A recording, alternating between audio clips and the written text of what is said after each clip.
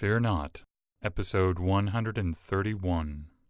Hi, I'm Billy Atwell, and I believe that consistently facing your fears is the only way to realize your truest self and to make those confident choices that will help you to obtain your deepest held hopes and dreams. I have faith that this podcast series will show you that you are not alone, that it will strengthen you and give you courage to face your fears, and that it will help you to permanently cross over into a life of living beyond your fears.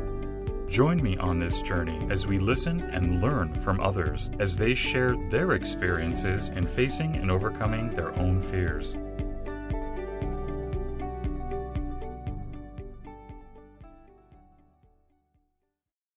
Hello, everybody. Today, you and I are going to be joined by bmeloche. Welcome, Bethany. How are you today? I'm great and so glad to be back. How are you today, Billy? I'm doing well, and I'm really looking forward to having you back on the show today, too. So thank you for doing that. And for those of you who don't know, Bethany is the author of How Should a Body Be?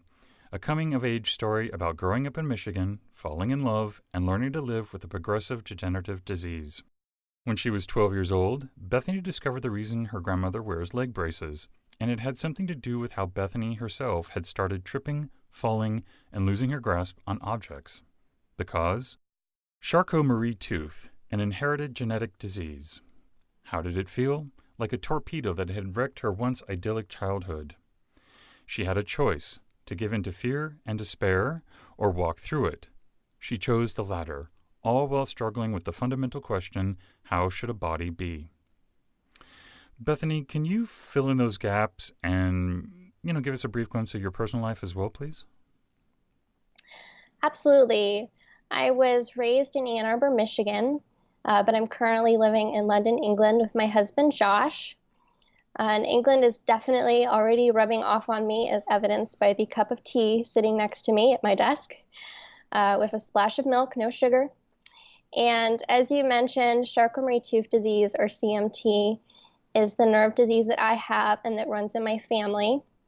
And I'm very proud to also work for the CMT Association, doing their social media and their digital communications, as well as motivational speaking to other patients and families.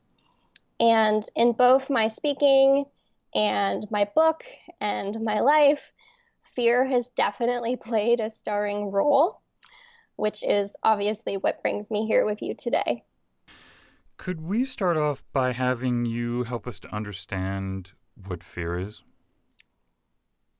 I would say that fear is a healthy emotional response to our brain thinking that we are in danger. And when we're talking about facing fears, which is, a favorite topic of both of us, I think it's really important to remember that fear is just that. It's a physiological response.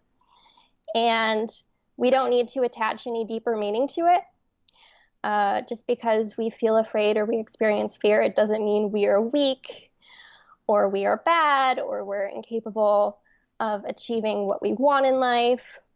Being afraid is nothing to be ashamed of. What matters at the end of the day is what we choose to do in the face of it.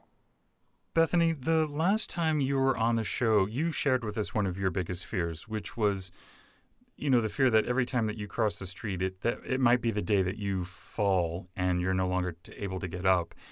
And I was hoping today we could start off by having you share with us how you face the unknown and how you deal with life's uncertainty so that we can incorporate these things into our life. Well, since the last time we spoke, I have to say that this continues to be a daily struggle. And I have a lot of fears. But for example, even though I'm terribly afraid of spiders, I also know logically that the spider probably is not going to viciously attack me and tear me limb from limb. That fear is not really based in reality. Crossing the street, though, is not an irrational fear for me. The way CMT affects my body is it slows down the messages from my brain to my limbs. So I have absolutely horrible balance. I have poor sensation. My muscles are really weak. It's hard for me to really even know where my limbs are in space. And ultimately, the nerves in my arms and legs begin to die. So this, isn't a great recipe for walking and crossing a street safely. And every time I step off a curb, I really do wonder if today is going to be the day that my left leg doesn't get the message, or someone bumps into me, or there's a gust of wind, or a puddle or a rock, and I fall down in the middle of the street and I can't get back up. And that fear isn't like spiders, right? It's logical. And even though I've crossed hundreds and hundreds of streets, I'm still scared every single time. So, what I would say is that I've learned that you can't wait for the fear to go away, because you might find that you are waiting your whole life and it never goes away. And you never cross the street, right? Or the streets in your life that you're struggling with. And instead, I think for fears like this and fears like uncertainty, which are kind of inherent in life, you actually have to get kind of comfortable with fear. Make friends with it. Because I've learned that my fear, really is there to protect me, right? It's that physiological response. It thinks it's doing something really great for me. But I am also a little bit smarter than fear, or at least I think so. So before I cross the street, I just sit with my fear for a minute and I say to it, shh, it's okay, fear. I got this one, right? Don't worry. I've done this before. I know you're concerned, fear, but it's going to be okay. And then I step into that street and I cross to the other side. That's a really great way to approach that, Bethany. Are is would you by chance are there other ways that you deal with fear as well in general, or is it just really what you do? You just sort of talk to it as if it were not necessarily maybe a friend, but an acquaintance, and you just assume the power. Is that what I'm hearing? Yeah, exactly. Because I think often when we're approaching facing a fear that really is challenging for us, we, visualize and we prepare for that action, right? I'm going to cross the street. I'm going to do it. It's going to be great. But we don't actually prepare ourselves to be afraid, right? And we're going to be afraid, almost certainly, if it's a big enough fear. So I think actually learning to be comfortable in that fear and know that, it doesn't actually mean we're going to die, even though that's what we feel, right? With that heart racing feeling. But learn to be comfortable in that fear and just sit in it and move through it. For me, that's been really helpful. And I think also, it's good to separate out the stuff that's only in your head from what is actually true. Frequently, what we're imagining is something a lot worse than reality. So I used to, when I would cross the street, I would also worry, oh, what are the people in the cars thinking about me, right?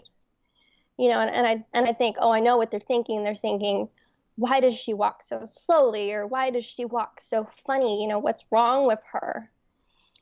And I've learned that I can't meditate on what these hypothetical people in cars or in the street are thinking. Because honestly, the fears that are rooted in reality are bad enough without us adding in sort of make believe notions on top of it. Yeah, I remember when you were here last that you mentioned this, some of the fears about judgment, and that you got really proactive, kind of like you were saying before with talking to the fear. I remember distinctly you were saying, with your leg braces, you purposely wear shorts so that you're not hiding, and you just kind of put it out there. Yeah, well, I mean, at some point you have to make a choice, right? And I really hate it. I really hate when people tell me, "Oh, it'll be okay. You'll be fine." Because what I would say is, well, no, you can't know that. Right? I could really fall. This is legit. Um, and I will tell you that, I've crossed streets many, many times, and I did fall once. Someone stepped on the back of my shoe, and that was enough to cause me to stumble and trip. And I was literally laying there in the street, bleeding on the cement. So it was kind of like disaster, worst case scenario. Uh, but then all of these people, other people who were crossing with me, they helped me up off the street. One lady had a little first aid kit and she got me some band-aids for my knee. Another lady ran into a store and she got me a lemonade. And I experienced so much kindness. So I would say that even when disaster does strike, it often isn't as bad as we envision. And that even if honestly, every 1,000 times maybe I cross the street, I fall, I've ultimately had to decide that that's worth it. You really have a very, I'm going to say, healthy and mature perspective and approach to fear. What has inspired you or instructed you to get to that point? You know, did you read a particular book, or is it just strictly life experience and it just kind of came to you? What's helped inspired you and shaped you into this perspective?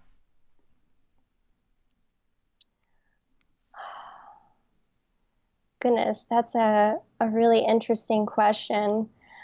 I think honestly, the fact that my fears and my challenges prevent me from doing really daily, like day-to-day tasks, um, has really encouraged me to take up a practice of confronting fears, right? Because no one ultimately wants to stay inside of their house all day.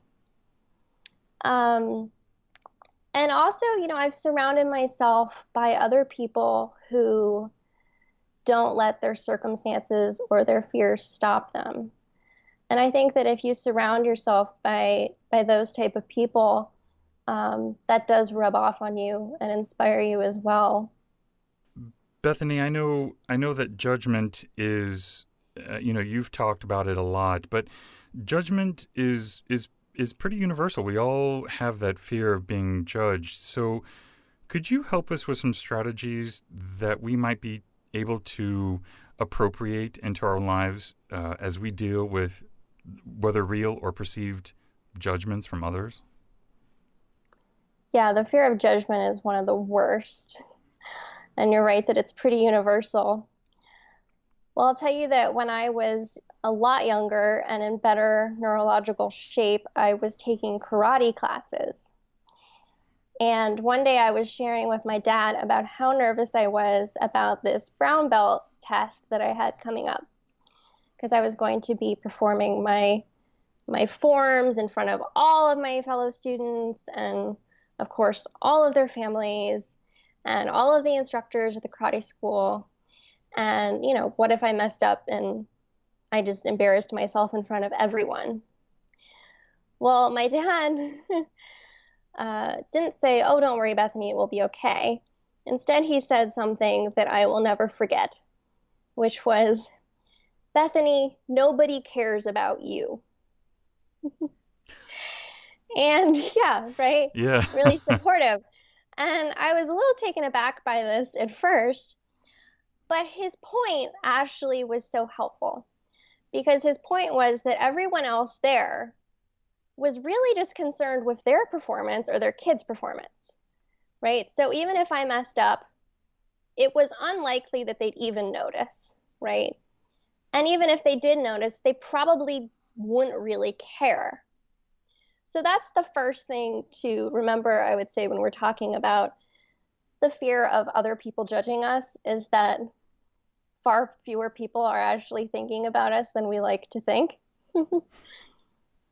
Um, but I would say it's also disingenuous to leave the conversation at that because if you're the type of person I am, you're going, yeah, okay, that's nice, but sometimes people do judge, and that's definitely true. All of us judge others. It's, again, we're animals, and it's just something that comes naturally to us. And I know that I have a hard time accepting that someone might not like me or they might not like what I do. So earlier this year, I published a memoir of all things, which means, of course, that my personal life is splayed across the pages for, the rest of time. And as much as that has opened me up to judgment, I think it's also been one of the best ways to overcome it because just by having the memoir out there in the world for people to read and comment on or judge or whatever they want to do with it, I'm facing that fear just by having it out there. And I have found that most fears, judgment especially, do get easier the more you practice facing them. But it's not easy. And there was one day recently that it was really getting to me that, no matter what I put out there in the world, there's always going to be that person, right? Who has something negative to say or some negative thought. And I was talking to my husband about it, and I said, Josh, it's just really hard knowing that everything I do, there's going to be someone judging me negatively for it. And he said to me, yes, Bethany, and every time I will be here judging you positively. And that really struck me because I think so many of us really easily fall into the trap where we're worrying about that one faceless, nameless person who shouldn't even matter to us at the end of the day, instead of focusing on all of the people right here in our lives that are cheering us on. Yeah, that I would agree. It's kind of important thing a perspective to maintain. Um, what else could you help us to understand about judgment? I would say about judgment that at the end of the day, we actually really need to be okay with the fact that we can't control others' reactions to us or control the thoughts in their heads. Because it's really going to drive us nuts if we focus on that. And we are never going to leave the house or live authentically in any way, right? Because we're going to be so paralyzed by that fear of people judging us.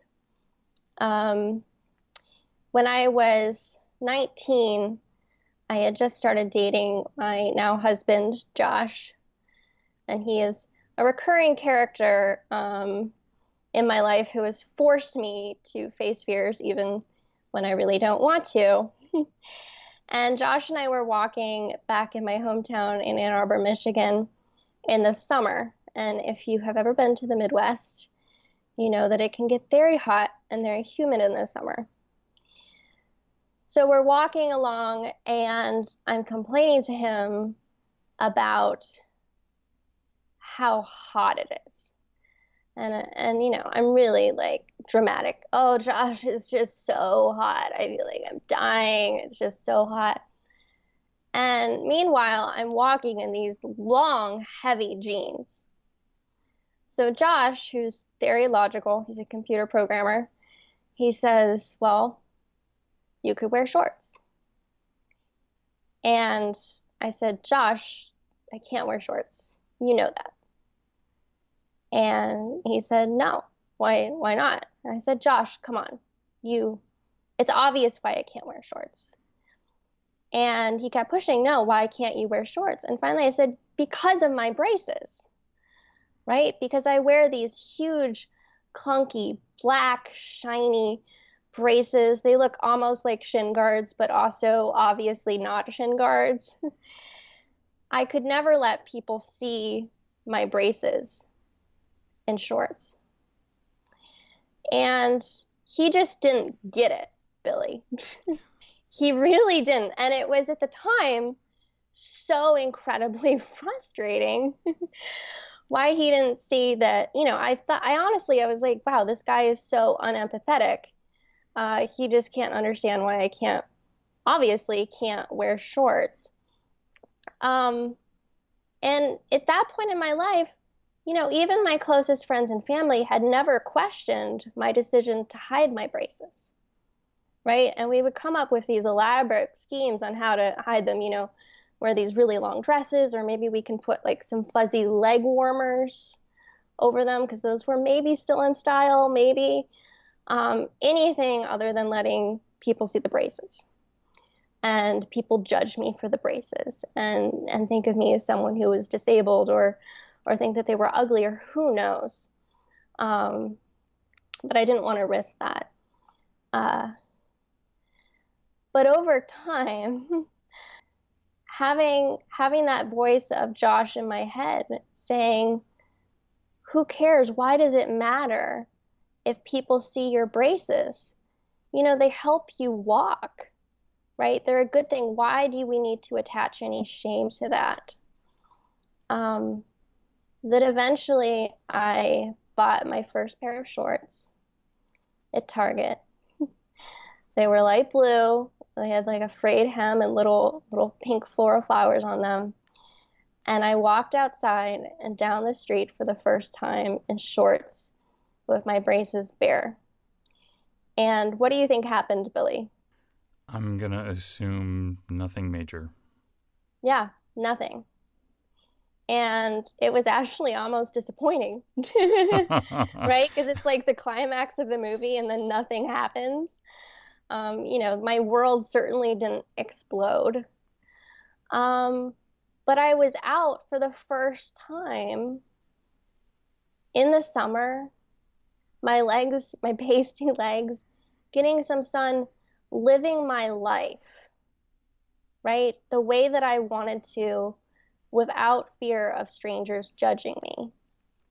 And that was honestly one of the best feelings that I think you can have. Bethany, if someone would like to connect with you, what's the best way for them to do that? I would say that they can go to my website, which is my very hard to spell name, which is Bethany, Bethany, Meloche,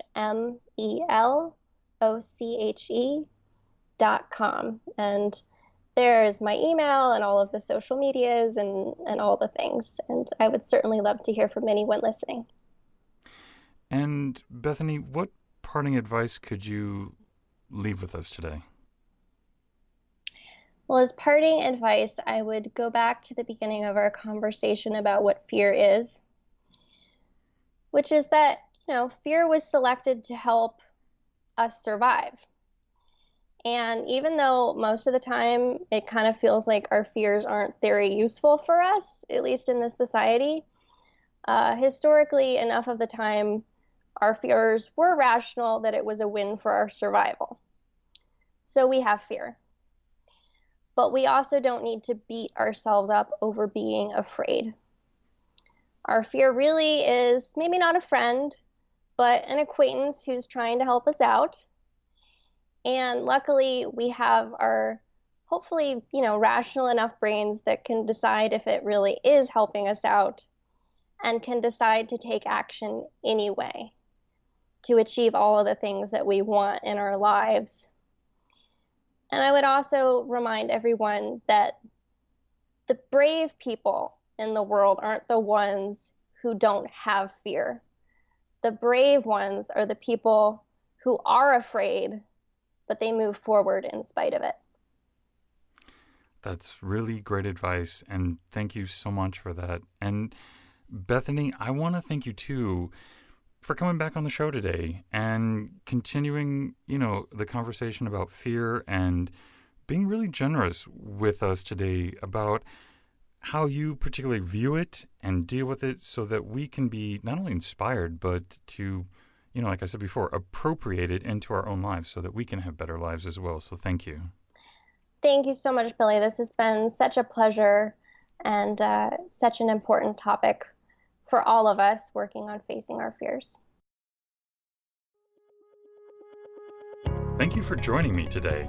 And remember, you cannot achieve everything, but you do have the God-given ability to achieve anything.